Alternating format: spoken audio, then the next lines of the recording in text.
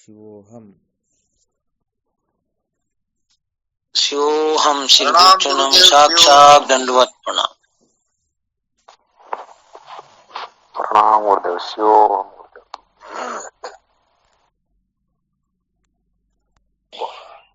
शिवोहम।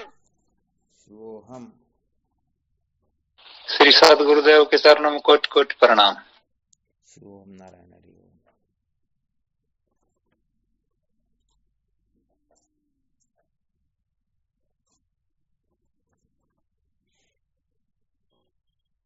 क्या विषय चल रहा था? संसार को बनाए रखकर कभी भी सत्य का साक्षात्कार नहीं किया जा सकता। संसार को बनाए रखकर कभी भी सत्य का साक्षात्कार नहीं किया जा सकता, ये चल रहा था ना? जी हुकम।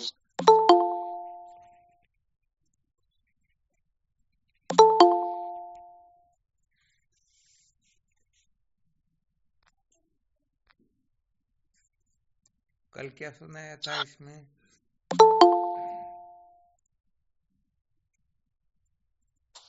कल गुरुदेव इसी के बारे में बताया। संसार को बनाए रखकर कभी भी सत्य का साक्षात्कार नहीं किया जा सकता है। कह ही रहे या कुछ अनुभव भी कर रहे। बहुत अच्छी बात है महाराज जी, एक साथ मतलब दो रिश्ते या दो संबंध अपन नहीं कायम रख सकते। एक साथ में दो नहीं रख सकते हैं ना।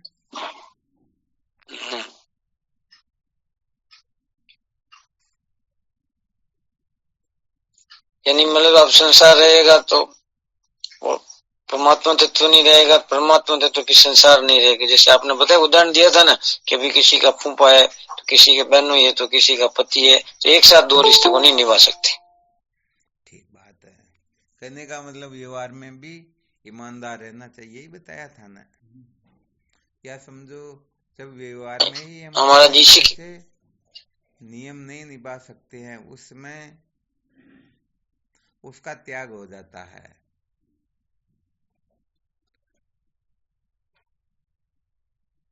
अर्थात जिसमें हम अपने में पितापने की कल्पना करते हैं, उस समय में सारे संबंध जो है वो क्या हो जाते हैं?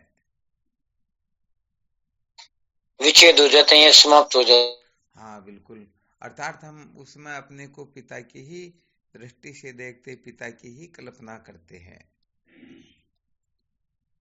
तो जिस समय जिस भाव की कल्पना करनी होती है, उस कल्पना को हम पूर्ण रूप से करते हैं, और बाकी की जितनी भी कल्पनाएं होती हैं उन कल्पना को एक तरह से त्याग ही देते हैं। यही बताया था ना। जी महाराज जी। उनके प्रति महत्व नहीं रहता, कुल मिलाकर के ऐसा समझ लेना चाहिए। अर्थात तो उसमें समस्त क्रिया चेष्टा जो है उसी प्रकार की होती है। यदि हम बेटी के पास में है तो समस्त कल्पनाएं पिता के जैसी ही होगी, पिता को छोड़ करके और दूसरी कल्पनाएं होगी ही नहीं, और व्यवहार भी होगा तो पिता का ही होगा। और थोड़ी देर में समझो माँ सामने आ गई तो फिर पुत्र का व्यवहार होगा, या समझो पिताजी सामने आ गए तो पहले बेटी सामने थी, तब तो समझो हम पलंग पर बैठे हुए हैं और आराम से सुन रहे, चर्चा वगैरह कर रहे, परंतु जब पिताजी आ गए तो फिर बेटी की जगह बिठाएंगे या बेटी की जगह हम बैठेंगे? हाँ वैसे उसमें हम बैठे हो जाएंगे महाराज जी। हाँ गड़बड़ हो जाएगी ना। उसमें यदि हम बेटी की जगह पर पिताजी को बिठाए तो पहले भी हमको बेटी की जगह बैठना चाहिए था और बेटी को उस जगह बिठाना चाहिए था, तब बात ठीक होती। परंतु पहले तो बेटी को नीचे बिठा के हम ऊपर बैठे थे और पिताजी को देख करके पिताजी को कहे अब आप बेटी की जगह बैठ जाओ, मैं यहीं पर बैठा हूं, तो गड़बड़ होगी ना। तो बताओ व्यवहार को हम ठीक कर रहे हैं या नहीं कर रहे हैं? बेटी के साथ जैसा व्यवहार कर रहे थे पिता के साथ नहीं करे, पिता के साथ जो व्यवहार करे वो बेटी के साथ नहीं कर रहे। बेटी के साथ व्यवहार करते समय हम दूसरे समस्त व्यवहारों को तिलांजलि दे देते हैं और दूसरे व्यवहार करते तब इसको तिलांजलि दे देते हैं। ये जो दृष्टांत सुनाया था, इस दृष्टांत का मुख्य तात्पर्य यही था कि संसार के अंतर्गत जब हम कुछ भी व्यवहार करते हैं, जो करते हैं उसमें उसी को महत्व देते हैं, बाकी को महत्व नहीं देते हैं। क्रिया चेष्टा तो भले वही क्रिया चेष्टा तो हम वही करेंगे, भले ही मन में अनेक प्रकार की कल्पना दूसरी क्यों न चलती रहे, फिर भी क्रिया चेष्टा तो वैसी करेंगे ना,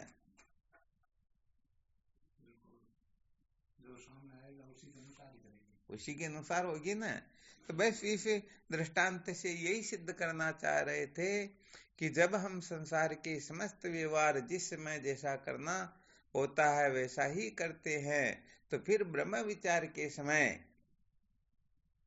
ये जितना भी अनात्म प्रपंच है, इनका निषेध करके, इनको मिथ्या समझ करके, झूठा, अनित्य, सार आदि समझ करके, दुख रूप समझ करके फिर ब्रह्म विचार करना होता है, तो हम ऐसा क्यों नहीं कर पाते हैं?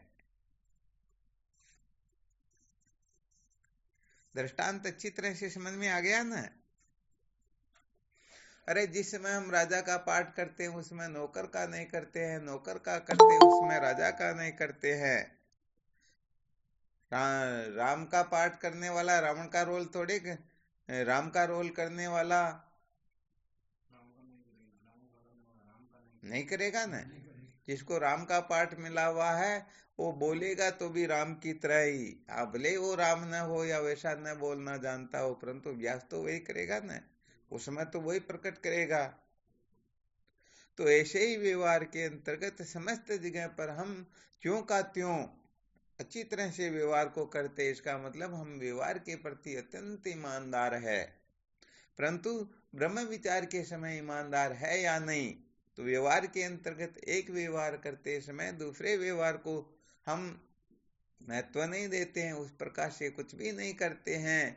या नौकर का पाठ कर रहे तो सेठ की कुर्सी पर नहीं बैठेंगे, और सेठ का पाठ कर रहे तो झाड़ू लेकर के कचरा नहीं निकालेंगे। तो यहाँ पर ब्रह्म विचार के समय भी केवल मात्र जिज्ञासु का ही तो पाठ करना होता है। हाँ, इस सूत्र को तो साधकों को बोले स्वर्ण अक्षरों में लिख लेना चाहिए। हाँ, ये कोई दिक्कत नहीं है कि हम इसी समय ब्रह्म विचार करें, चाहे मरते समय पाठ करे, चाहे 1000 जन्म के बाद में करे, परंतु इस सूत्र को तो अच्छी तरह से हृदयंगम ही कर लेना चाहिए। जिस समय हम ब्रह्म विचार करते हैं उस समय मैं केवल मात्र जिज्ञासु हूँ और कुछ हूँ ही नहीं।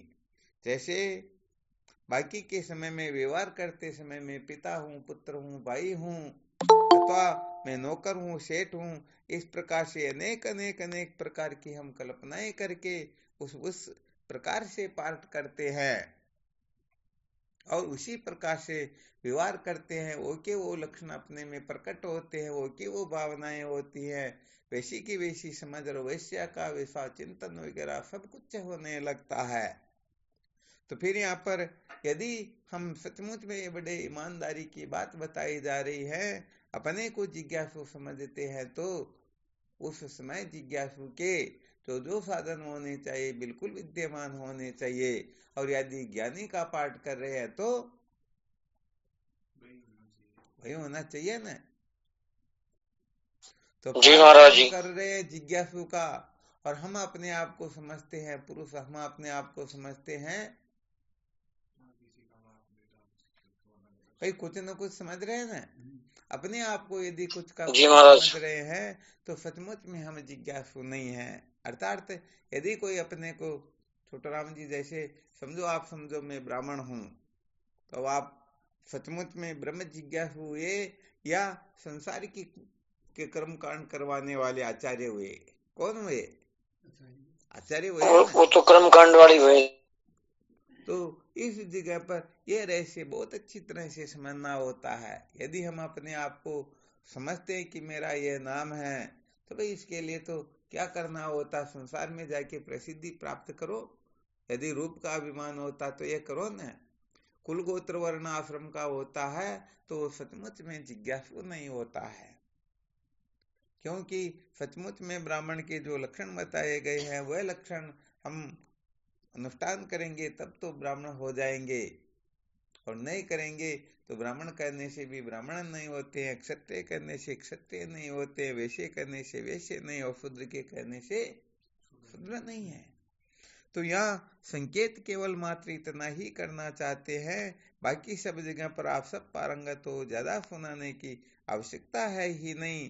केवल इतना सा समझ लेना चाहिए कि हम ब्रह्म विचार करते समय ये जितने भी नाते रिश्ते हैं इन सबको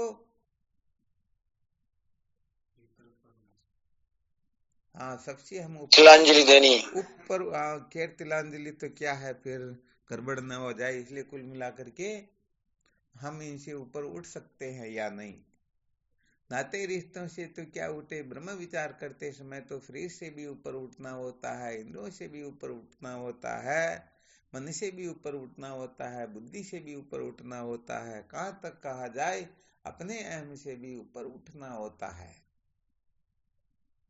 क्योंकि हम जिज्ञासु किसको कहते, जिज्ञासु वही होता है जिन्होंने पंचकोश का विवेक कर लिया हो, तीन अवस्थाओं का जिन्होंने विवेक किया हो, और तीन अवस्थाओं को जो दृश्य रूप समझते हैं, झूठा अनित्य सार समझते हैं, पंचकोश में अमत्व ममत्व बुद्धि नहीं हो, वही तो जिज्ञासु होता है। तो बोलो जिज्ञासु किसमें अमता ममता करेगा, अर्थात इनको महत्व दे रहे हैं तो सचमुच में हम जिज्ञासु नहीं हैं। हालांकि ये नहीं कि हम जिज्ञासु बन नहीं सकते, यदि पुरुषार्थ करेंगे तो जिज्ञासु तो क्या हम तत्व का साक्षात्कार निश्चित रूप से कर लेंगे, परंतु यदि हम पंचकोश में से किसी को महत्व देकर बैठे हुए हैं तो सचमुच में जैसा उत्तम जिज्ञासु होना चाहिए वैसा जिज्ञासु अभी तक है नहीं।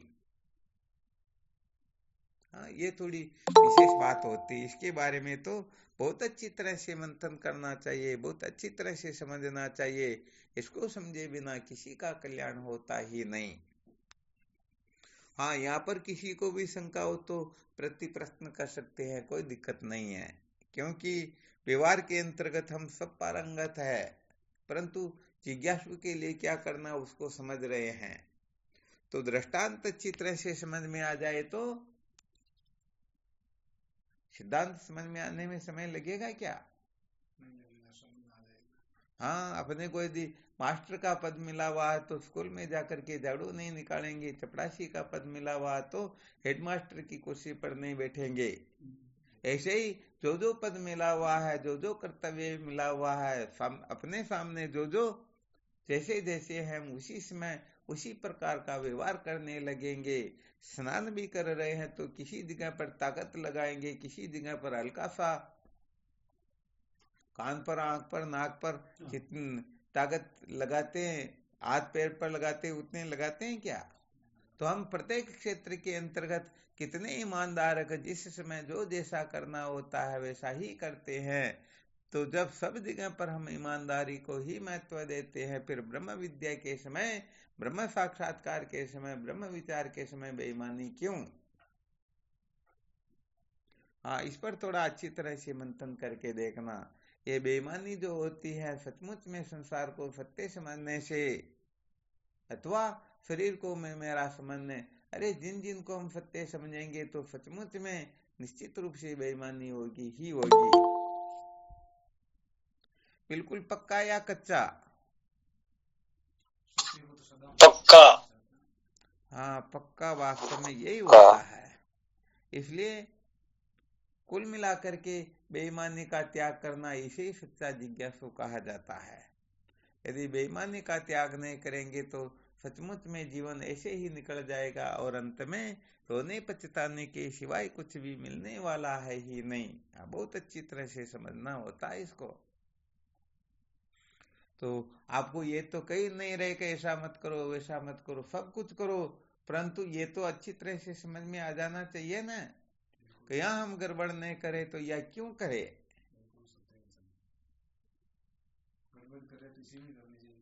हाँ, वो तो पक्का है ना। अपने को विदेश जाना हो तो कैसे निकलेंगे, तब बाइक से ही तो निकलेंगे ना, परंतु वहां जाकर के फिर बाइक के वो पहिए वगैरह कुछ भी खोल के आगे ले जाएंगे क्या? तो उस समय हम बाइक को ही महत्व देते, ऐसा थोड़े कहते नहीं नहीं मैं तो इसी जगह से फ्लाइट में बैठूंगा, फ्लाइट को रद्द हो तो मेरे पास में आए, ऐसा होता है क्या? तो जिस समय जो करना होता बिल्कुल करते हैं हम। जब आवश्यकता हो तब पानी पीते हैं, तब भोजन करते हैं, तब सोते जगते बैठते चलते फिरते आते जाते समस्त व्यवहार करते हैं, इसमें कोई संशय है ही नहीं। तो यहाँ पर ब्रह्म विचार के समय जब हम गड़बड़ करते हैं ना, तो समझ लेना चाहिए हमारा जो झुकाव होता, हमारी जो मत्व बुद्धि जो होती है वो केवल और केवल मात्र संसार के पदार्थों के प्रति ही होती है। पर संसार को हम ज्यादा महत्व दे रहे होते हैं तभी तो यहाँ गड़बड़ करते हैं। वो तो जिसमें ज्यादा वजन हो वो नीचे बैठ जाएगा। हाँ बिल्कुल सत्य बात है। ये तो व्यवहार में भी ऐसा बहुत जगह पर होता ही होता है, क्योंकि पर्दे के पीछे क्या होता है समझ में आता ही नहीं है। तो कुल मिलाकर के संकेत इस जगह पर यही किया जाता है कि जो ब्रह्म विचार के समय अपने को केवल मात्र जिज्ञासु ही समझेगा, सचमुच में वही अविद्या के बंधन से मुक्त हो पाएगा, और जिज्ञासु के सिवाय अपने को कुछ भी समझेगा वह निश्चित रूप से भटक जाएगा। अरे भाई यहाँ पर तो हीरे मोती की बारिश हो रही फिर भी वो कोयले को चुन रहा है, फिर भी कंकर एकत्रित कर रहा है। तो ये सूत्र क्या बड़े विलक्षण होते वैसे देखा जाए तो। हम इनको महत्व नहीं देते हैं ना तो बड़ी गड़बड़ हो जाती है। तो वो कहते हैं ना पूत का पग जो है पालना में दिखा है, तो ऐसे ही जिज्ञासुओं को देख लेना चाहिए कि हम मनोरंजन करना चाहते हैं या सचमुच में सत्य का साक्षात्कार करना चाहते हैं। तो यहाँ पर तो वैसे देखा जाए तो प्रत्येक क्षेत्र के अंतर्गत हाँ हम आग्रह भी बहुत अधिक ही करते हैं। हाँ उसमें जैसे भोजन करते समय यदि कोई पत्थर कंकड़ ला करके पुरुष दे तो कितना खतरनाक गुस्सा आ जाएगा, आएगा या नहीं आएगा? अरे ये भी कोई खाने की चीज है क्या? पता नहीं वो थाली की भी ठोकर लगाए कि क्यों उठ न जाए। तो हम प्रत्येक क्षेत्र के अंतर्गत पूरे के पूरे ईमानदार होते हैं, ये बिल्कुल पक्की बात है।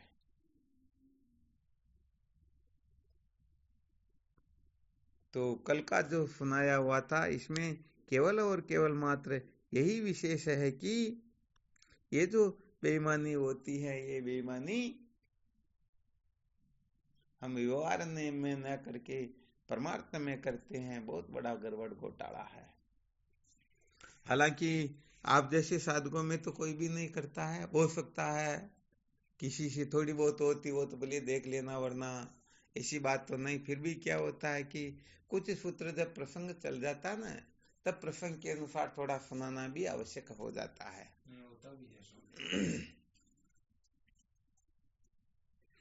भले 1 मिनट के लिए जिज्ञासु रहो परंतु उस समय तो मैं केवल और केवल मात्र जिज्ञासु हूं और कुछ हूं ही नहीं।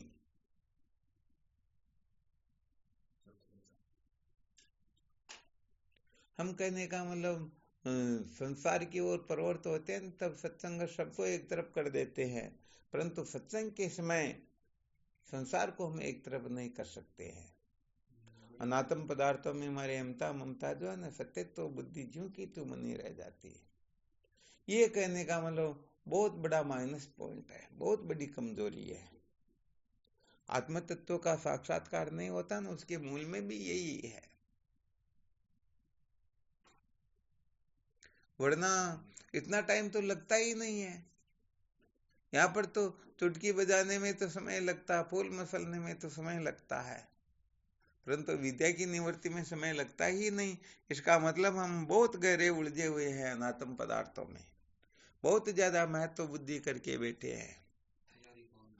सत्य कहे तो संसार की तरफ से हम छूटना नहीं चाहते और इस तरफ की जैसी तड़पन होनी चाहिए वैसी तड़पन है नहीं। अरे वैसी तड़पन है नहीं तभी तो संसार से नहीं छूटना चाहते, वरना संसार कौन से खेत की मूली है? हाँ क्या बात करते हो? जिनको स्वर्ग लोक की प्राप्ति की इच्छा हो जाती है ना, मुझे तो स्वर्ग लोक मिले, और शास्त्रों में से कहीं सुन लेते हैं कि ऐसा करने से स्वर्ग लोक मिलता, तो बहुत सारे लोग गंगा जी में कूद करके प्राणों का त्याग इसीलिए करते हैं कि हमें गंगा जी मिलेगी, हमको स्वर्ग लोक मिलेगा। उल्टा भी गणे घट गई सर। तो कुल मिला के क्या हुआ? अब वो तात्पर्य तो समझते नहीं, जो गंगा जी में प्राणों का त्याग करते हैं उनको स्वर्ग लोक की प्राप्ति होती है। शास्त्र ने किस दृष्टिकोण से, किस प्रकार से कहा? भाई अंतिम समय में गंगा जी में निवास करना चाहिए, तात्पर्य है, या और क्या तात्पर्य? वहां साधन भजन करने में तात्पर्य है, या वहां रहते हुए देह त्याग करना चाहिए, इसमें तात्पर्य? तो विचार करते नहीं और सोच लेते गंगा जी में प्राण त्यागने से स्वर्ग लोक की प्राप्ति होती, तो स्वर्ग के भोगों को प्राप्त करने के लिए इस देह का भी त्याग कर देते हैं। तो यहाँ पर तो कहने का मतलब ऐसी मोक्ष, हाँ ऐसा सत्य का संसर्ग, सत्य का साक्षात्कार, जिसके पश्चात कुछ करना, जानना, पाना, छोड़ना शेष रहता ही नहीं। बताओ कितनी ऊंची बात होगी। इसलिए यहाँ पर तो ब्रह्मलोक लो भोग, जो लोक कहते तक, ब्रह्मलोक तक के जितने भी भोग पदार्थ है ना, उनको भी काकविष्टा के समान समझे। तो बताओ ये देह, इंद्रियां, प्राण, मन, बुद्धि, इनका कोई महत्व रहा है क्या?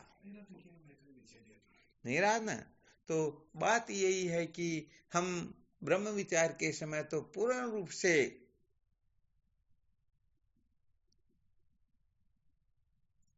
नियम का पालन करे ही करे। संसार के समय गड़बड़ होती हो तो कोई दिक्कत की बात नहीं, क्योंकि संसार है ही अधूरा।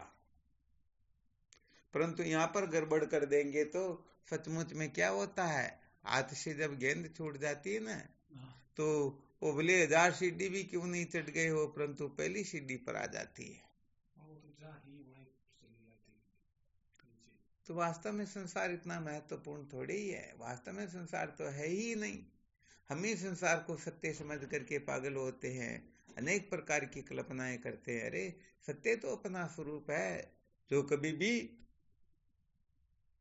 न घटता है, न बढ़ता है, न नष्ट होता, न उत्पन्न होता, और जिसको जान लेने मात्र से हम सदा सदा के लिए कृतार्थ हो जाते हैं। तो भाई यहाँ पर जो अनात्म पदार्थों में जितना अभिनिवेश रखेगा वह उतना ही संसारी होता है। कितना होता? हाँ, जितना अभिनिवेश रखेगा, जितना महत्व ममत्व रखेगा, जितना इसके पीछे पागल होगा। यहाँ पर तो सच्ची बात यही है कि आत्मा के सिवाय किसी को महत्व दे करके बैठे हैं, अर्थात ज्ञान के सिवाय किसी को भी महत्व देकर बैठे हैं, तो समझ लेना चाहिए अभी तक वो सचमुच में जिज्ञासु है ही नहीं। तो वैसे महाराज जी, आपने वो देह त्याग का जो उल्लेख किया था, हाँ, वो किस संबंध में लिखा है? इस गुरु स्तोत्र में भी 2-3 बार आया हुआ है। हाँ, तो गंगा या काशी या गंगा तट पर मृत्यु या गंगा सागर पर देह त्याग, इसका कहने का भाव क्या है? धर्म शास्त्रों में जो वर्णन किया गया ना, उनका तात्पर्य तो उच्च लोक, उत्तम लोकों की प्राप्ति के लिए बताया गया। और यहाँ पर कहा गया है कि यदि वहां पर कोई देह त्याग कर देते हैं तो भी वो जन्म मरण के बंधन से छूट नहीं सकते हैं। कहने का मतलब ये गुरु तत्व के सामने ये भी कुछ नहीं है। वैसे देखा जाए तो जो गुरु अष्टक या गुरु स्तोत्र का प्रतिदिन पाठ करते हैं ना, उनको अच्छी तरह से पता है गुरुदेव के सामने कोई कुछ होता ही नहीं, परंतु ये शरीर जरूर सब कुछ होता है, इंद्रियां सब कुछ होती है, प्राण मन बुद्धि ये सब कुछ होते हैं। यहाँ पर तो ऐसा समझ लेना चाहिए कि उसमें जो लिखा हुआ ना गुरु स्तोत्र में, गुरु अष्टक में, वो तो ले ठीक है, परंतु यहाँ पर तो अपने देह इंद्रिया प्राण मन बुद्धि, इनके सामने गुरुदेव कुछ नहीं है। इनकी सिद्धि सबसे पहले होनी चाहिए, इनका महत्व सबसे अधिक है। गुरुदेव इनके सामने क्या होता है? ज्ञान क्या होता, जिज्ञासा क्या होती है, ब्रह्म विचार क्या है? गड़बड़ होती नहीं होती सत्य कहे तो। और जीवन में सबसे बड़ी गड़बड़ यही तो है। और गड़बड़ है क्या? खूब अनुभव किया हुआ ना। तो भगवान नारायण आर के देनी तो कोई कोई मना के, सही बात है। तो ये इनको महत्व देना ही तो संसार को बनाए रखना है, और संसार को बनाए रखकर सत्य का साक्षात्कार किया जा सकता ही नहीं। तो ये क्या कि हम पढ़ते जरूर है, परंतु इनका चिंतन मनन नहीं करते, निष्कर्ष नहीं निकालते, निश्चय नहीं कर पाते हैं। पता नहीं कौन सी विद्या रूपी भांग पी करके बैठे रहते हैं कि ये बात समझ में ही नहीं आती है। वो शब्द का समझ लेंगे, परंतु अपने बारे में समझने में, अपने मन के बारे में समझने में बड़ी एटी करेंगे। नहीं, मन के सामने तो कोई कुछ नहीं, मेरे सामने कौन क्या होता है। हाँ, इसलिए सच्ची कहे तो हम अपना, हाँ, अपना उत्थान पतन कोई कुछ नहीं कर सकता। हम स्वयं ही अपनी कल्पना से उत्थान या पतन की ओर प्रवृत्त होते हैं। ना समझी कि अरे अनादिकाल से इनको महत्व देखते आ रहे हैं, इनके पीछे पागल होते आ रहे हैं, इनको बनाए रखते आ रहे, फिर भी अभी तक वो बात समझ में नहीं आई कि इनको बनाए रखने से कभी भी विद्या के बंधन से छुटकारा नहीं मिलता।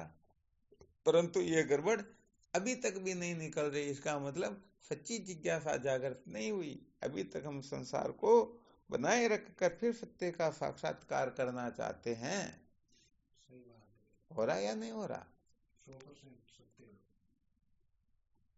तो यहाँ पर तो भाई सच्ची बात यही है कि यदि ये स्थिति चलती रही ना, तो हम अपने जीवन को सचमुच में बर्बाद कर देंगे।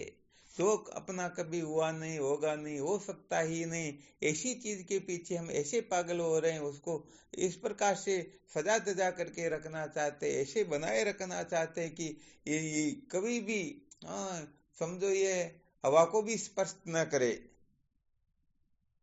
ठीक है ना? परंतु जो तत्व सदा सदा के लिए अपना स्वरूप अपने से कभी अलग हुआ ही नहीं, अपना ही आपा है, उसके लिए हम क्या करते हैं?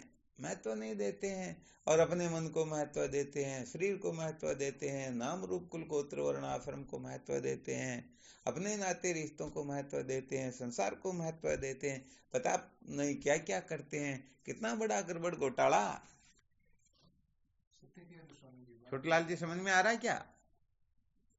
हाँ, सच्ची बात ये समझ में आएगा ना, तभी समझो हम सच्चे अर्थों में सत्संगी है, वरना तो कुछ भी नहीं। असली चीज तो है अपना देह, उसकी रक्षा करना, उसका ख्याल रखना, उसके बारे में ही सारी कल्पनाएं करना, और शरीर के लिए जो अनुकूल है वो अपने सच्चे मित्र, और शरीर के प्रतिकूल हो जाए तो सच्चे शत्रु हो गए। तो मैं तो बुद्धि किसमें? देह में हो रही ना, बिल्कुल शरीर में। यहाँ पर फिर गड़बड़ हो जाती है। सत्य को महत्व दे करके फिर संसार का व्यवहार किया जाए तो ये बांधता नहीं है, और संसार को महत्व दे करके संसार का व्यवहार किया जाए तो सदा सदा के लिए भटका देता ही है।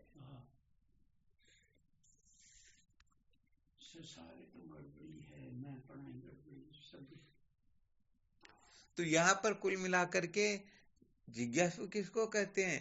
तो केवल और केवल मात्र आत्म तत्व के सिवाय किसी को महत्व ही नहीं दे।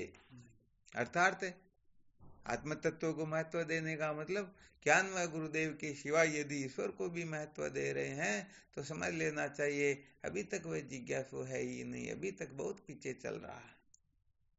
अब यदि यहाँ पर ईश्वर के लिए भी कह दिया तो सगुण साकार के लिए कहे तो कोई बड़ी बात है क्या? और जब इनकी कोई बड़ी बात नहीं तो अपना शरीर किस खेत की मूली होता? देह इंद्रिया प्राण मन बुद्धि, ये क्या ईश्वर से ज्यादा महत्वपूर्ण है क्या?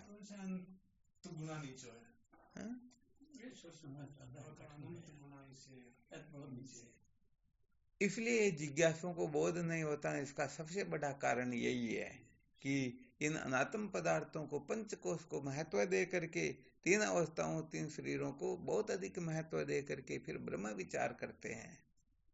तो ब्रह्म विचार करते तो सिद्धि तो अंत में इसी की होगी, क्योंकि इन्हीं को महत्व दे करके ईश्वर प्रवृत्त हुए ना।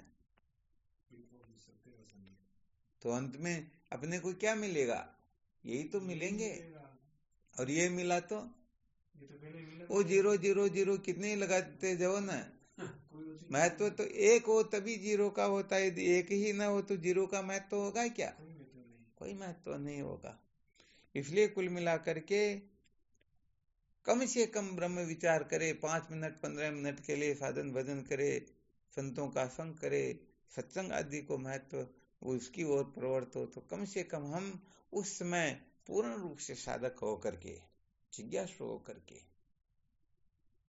वरना सच्ची बात यही है, ये बड़ी गड़बड़ होगी फिर। तो सूत्र तो छोटा लगा, बहुत बड़ा बात। हाँ, बहुत बड़े खतरनाक है ना। यहाँ पर संसार का व्यवहार करते हुए भले मैं जिज्ञासु ये समझ ले तो कोई दिक्कत की बात नहीं है। ये तो समझो और बहुत बड़ी, बहुत उत्तम कोटि की सार्थकता हो गई। परंतु जिज्ञासु होकर के अणु मात्र भी अपने को संसारी समझ रहे हैं ना, समझ लो उनका खात्मा हो जाएगा, वो आगे टिके ही नहीं पाएंगे। तो यहाँ पर पहले खूब अच्छी तरह से निर्णय ले लेना चाहिए कि अपने को संसार को बनाए रखना या संसार को महत्व देना या संसार को और मजबूत करना, संसार को और बढ़ाना, सचमुच में हम चाहते क्या है। यदि सत्य का साक्षात्कार चाहते हैं ना, तब तो इनकी परवाह करना सबसे बड़ी मूर्खता होती है, क्योंकि इनको महत्व देना, इसको बनाए रखना, यही नासमझी होती है, यही सबसे बड़ा अज्ञान होता है। हम सत्य के है ना, तो हमने जो किया नहीं आज तक, हम दूसरों की बात नहीं कर रहे, तो हमने संसार ही बनाए रखा आज तक। सत्य बात ये, जब तक तो जिज्ञासा जागृत नहीं होती तब तक यही होता है। हाँ, भले नरक को नहीं चाहोगे तो स्वर्ग को चालोगे, अधर्म नहीं करोगे तो धर्म में अटके रहोगे, वासना से छूटना चाहोगे परंतु उपासना में लगे रहोगे, विक्षेप को पसंद नहीं करोगे परंतु समाधि में जरूर अटके रहोगे। तो यहाँ पर ये सब संसारियों की क्रियाकल्पनाएं होती हैं, उन्हीं की चेष्टा होती है। जिज्ञासु तो जो धर्म से भी छूटना चाहिए, वासना उपासना से भी मुक्त होना चाहिए, जो विक्षेप और योग दोनों को महत्व न दे। ये कब हो सकता है? जब हम इंद्रिया प्राण मन बुद्धि से मुक्त हो जाए, इनको महत्व न दे, इनसे ऊपर उठना चाहिए, इनसे छूटना चाहिए। अच्छा, कम से कम ये तो विचार चलना चाहिए ना समस्त साधकों के खोपड़े में कि भाई ये मन बुद्धि जो है ये दुख रूप है या सुख रूप है। बिल्कुल चलना चाहिए। इनके द्वारा जो कुछ भी कल्पनाएं हो रही है, अपने को सुखी कर सकती हैं या दुखी कर सकती हैं, अथवा उनकी कल्पनाओं को भी छोड़ो, ये खुद भी आनंद रूप है या दुख रूप है। इनका खूब खूब खूब मंथन करना होता है। जो जितना मैं मंथन करेगा ना, वह उतना ही उत्तम कक्षा का जिज्ञासु होगा।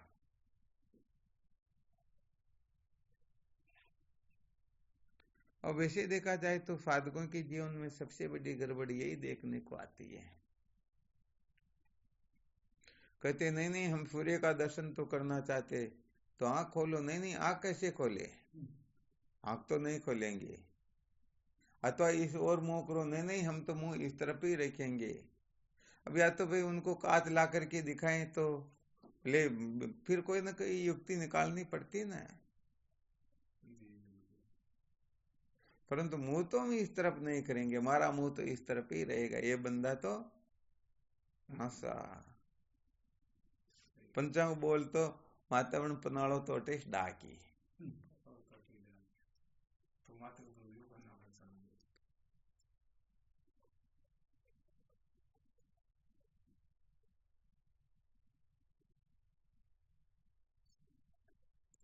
हालांकि साधकों में गड़बड़ियां बहुत कम होती, परंतु सच्ची बात कहे तो जो जितना उत्तम कक्षा का साधक होता है ना, उसमें थोड़ी सी गड़बड़ भी बहुत ज्यादा खतरनाक होती है।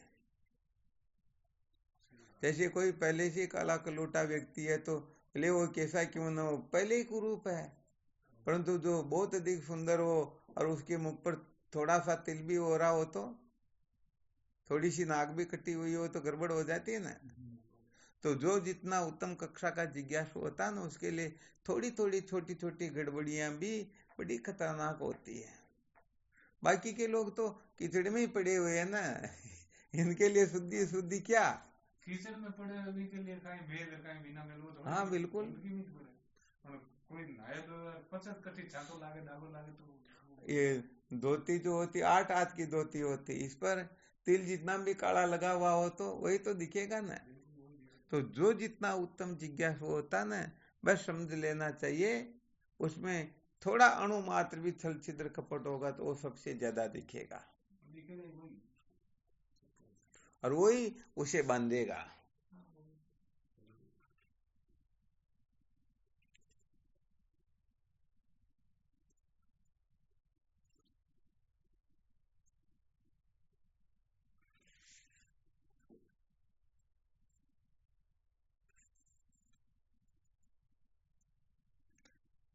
तो वैसे देखा जाए तो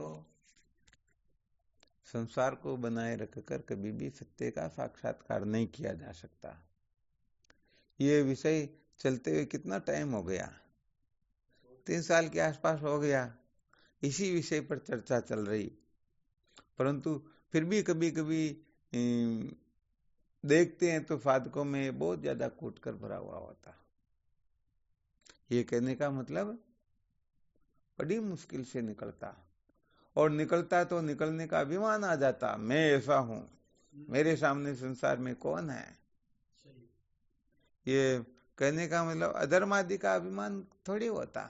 वो तो बेचारे पहले ही जानते हम तो पापी, हम तो नीच दुष्ट, वो क्या अभिमान करेंगे, है ना।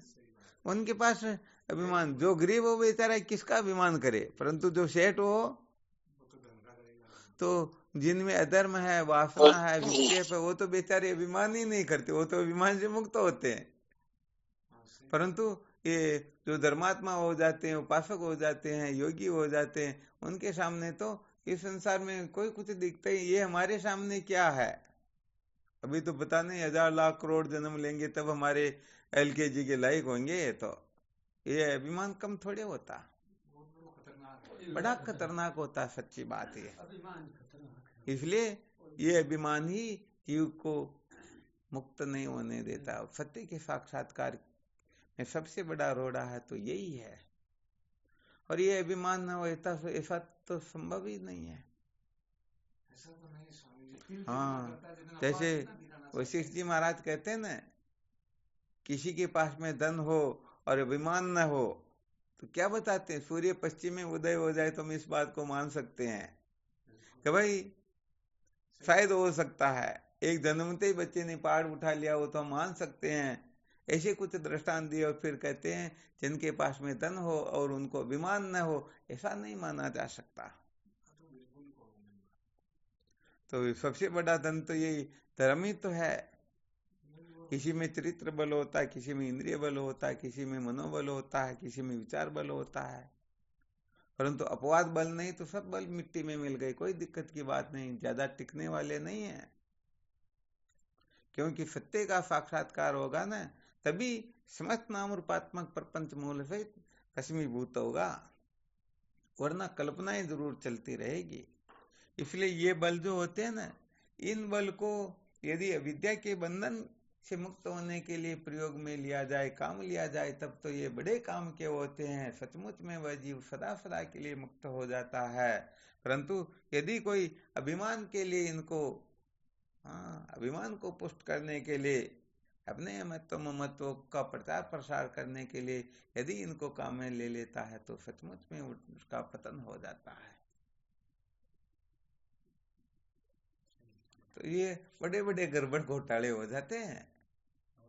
हाँ, ये सही बात होती है।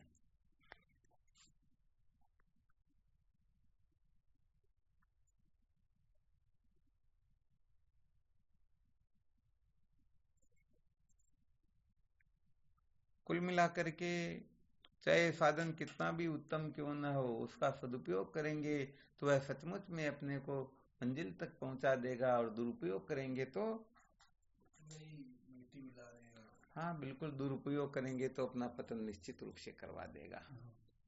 तो इसे देखा जाए तो ये बहुत बड़ी बातें होती, जीवन में इनका होना अत्यंत आवश्यक है। इनके बिना चित्त शुद्धि नहीं होती है, तत्व जिज्ञासा जागृत नहीं होती है। परंतु यदि कोई इनका अभिमान करके बैठ जाए तो सचमुच में उसको जो कुछ भी प्राप्त हुआ वो सारा का सारा नष्ट हो जाएगा। क्योंकि पात्र को कितना भी साफ क्यों ना कर ले, परंतु उसमें यदि वस्तु नहीं डाली जाएगी तो पुनः पात्र पवित्र हो जाएगा।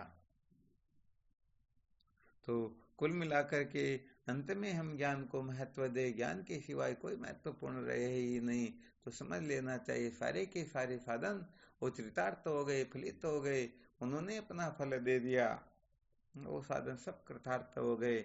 और यदि जिज्ञासा जागृत नहीं हुई, ज्ञान के प्रति आदर नहीं हुआ, महत्व बुद्धि नहीं हुई, तो सब कुछ करके भी अंत में रोने पछताने के सिवाय कुछ भी मिलने वाला है ही नहीं। इस बात को बहुत बहुत बहुत अच्छी तरह से समझ लेना चाहिए, यही जीवन का सार होता है। तो कुल मिलाकर के हम अपने आप को वृष्टि देह से तादात्म्यपन करके ही बहुत अधिक देखते हैं। 24 घंटे हम केवल जीव ही बने रहते हैं, कभी ईश्वर से तादात्म्यपन करके नहीं देखते हैं।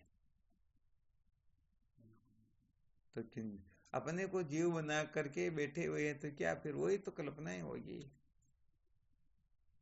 ईश्वर की दृष्टि से देखे तो ये जितना भी दिखाई दे रहा है इसमें क्या शक्ति है? अरे इनकी सत्ता ही नहीं है। जैसे 2 दृष्टांत देके नहीं बताया क्या, कोई किसी के बाएं बैठा, कोई किसी के दाएं बैठा। ईश्वर की दृष्टि से देखा जाए तो किधर बैठा हुआ? यहाँ पर कोई पापी लगता, कोई पुण्यात्मा लगता। ईश्वर की दृष्टि में कौन पापी, कौन पुण्यात्मा, कौन अच्छा, कौन बुरा, कौन श्रेष्ठ, कौन निकृष्ट, नहीं होता ना। तो कुल मिलाकर के आज जो सुनाया, इसका मूल बिंदु यही था कि हम संसार के व्यवहार करते समय कुछ भी गड़बड़ नहीं करते हैं, जो का त्यों व्यवहार करते हैं। तो ऐसे ही ब्रह्म विचार करते समय तो कम से कम हम अपने आप को जिज्ञासु ही समझे, जिज्ञासु के सिवाय कुछ भी नहीं। मैं जिज्ञासु भी हूं तो समझो बहुत बड़ी गड़बड़ है, मैं जिज्ञासु ही हूं समझ लेना चाहिए, काम बन गया। क्योंकि जिज्ञासु भी है तो इसके साथ में वह बहुत कुछ भी है। दूसरा तीसरा भी है। हाँ बिल्कुल सत्य बात, इसमें कोई बड़ी बात नहीं है। कुल मिलाकर के थोड़े से अभिमान के कारण हम सदा सदा के लिए अपने जीवन को बर्बाद कर देते हैं। इसलिए ये सारे के सारे अभिमान, कल्पनाएं, मान्यताएं ये सब झूठी है, इनको महत्व नहीं देना चाहिए। महत्व देने योग्य वस्तु जो है उसी को महत्व देना चाहिए, यही जीवन का सार होता है। और किसी को कोई शंका हो तो देख लो भाई, और इन सूत्रों को थोड़ा निश्चय भी अच्छी तरह से किया करो, वरना सही बात है ऐसे अंधेरे में ही रह जाएंगे। केवल मात्र सुन रहे, इतनी सी कल्पना रहेगी, आगे बढ़ ही नहीं पाएंगे। और कभी कभी प्रैक्टिकली रूप में भी देखा करो कि सचमुच में हम अपने आप को जिज्ञासु समझ रहे हैं, तो बाकी कुछ तो समझ रहे हैं या नहीं समझ रहे हैं, थोड़ी बहुत देर में पता लग जाएगा। लग जाता नहीं लग जाता? हाँ बिल्कुल सही है।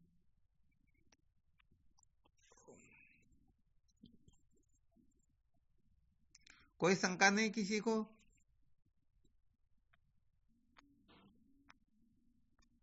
जी नहीं महाराज, ये तो सीधी सी बात है, कोई शंका नहीं महाराज जी।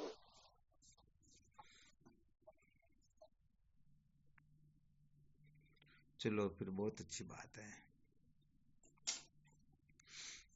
कुल मिलाकर के हमें अपने आप को धोखे में नहीं रखना। हाँ, अपने बारे में तो कम से कम अपने को ईमानदार रहना। दूसरों के पैरों पर कुल्हाड़ा मारे तो क्या होगा? अरे हो सकता है उनके पैर में सोना चांदी पहना हुआ हो तो अपने हाथ में आ जाएगा, परंतु कोई अपने पैर पर कुल्हाड़ा मारे तो फिर उनसे कुछ आशा की जा सकती क्या? नहीं होता ना। इसलिए अपने आप तो जी नहीं। हाँ, अपने आप के प्रति तो पूर्ण रूप से ईमानदार बने रहना चाहिए। और ईमानदारी यही है कि मैं जिज्ञासु हूं या नहीं, या कुछ गड़बड़ दिखती हो तो तुरंत उसको निकालना चाहिए। गड़बड़ है ई सूत्र में देखा जावे टंटोलर नहीं तो बिना गड़बड़ है को बिना गड़बड़ है ही नहीं है ना। भारत वाली कहानी है दूसरा आप था कि यही कहानी है। सूत्र में देखा तो गड़बड़ी गड़बड़ है, अंदर कुछ और बाहर कुछ और।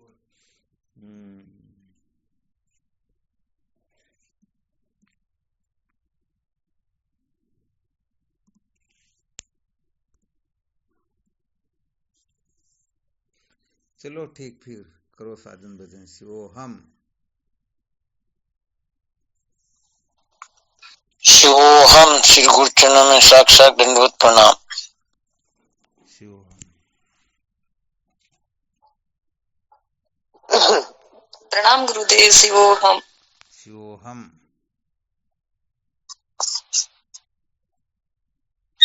प्रणाम गुरुदेव। शिवोहम। शिवोहम प्रणाम गुरुदेव। स्वामी जी के चरणों में साष्टांग प्रणाम। शिवोहम दंडवत प्रणाम। शिवोहम प्रणाम गुरुदेव। श्री राम के कोटि कोटि प्रणाम। शिवोहम गुरुदेव। शिवोहम साष्टांग दंडवत प्रणाम। शिवोहम दत्ता। शिवोहम प्रणाम स्वामी जी, आपसे कोटि कोटि प्रणाम। हाँ शिवोहम प्रणाम गुरुदेव। कोटि कोटि प्रणाम। शिवोहम किसी चरणों में साष्टांग दंडवत प्रणाम। शिवोहम गुरुदेव। शिवोहम गुरुदेव को प्रणाम। शिवोहम शिवोहम गुरुदेव। शिवोहम। शिवोहम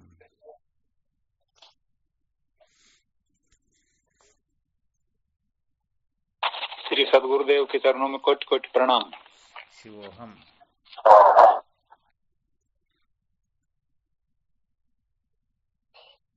सतगुरु शरणम कोटि कोटि प्रणाम बाबी। शिवोहम। शिवोहम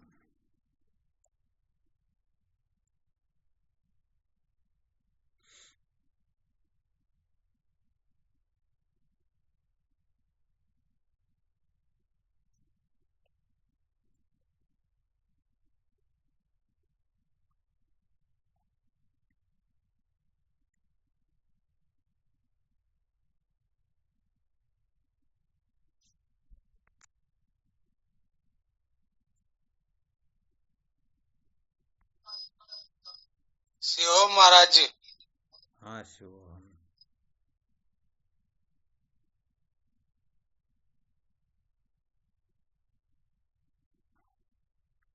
शिवोहम महाराज जी। हाँ शिवोहम राम अवतार का। हाँ शिवोहम नारायण हरि ओम।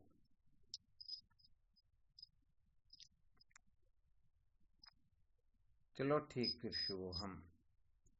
शिवोहम महाराज। हरि ओम गुरु। हाँ शिवोहम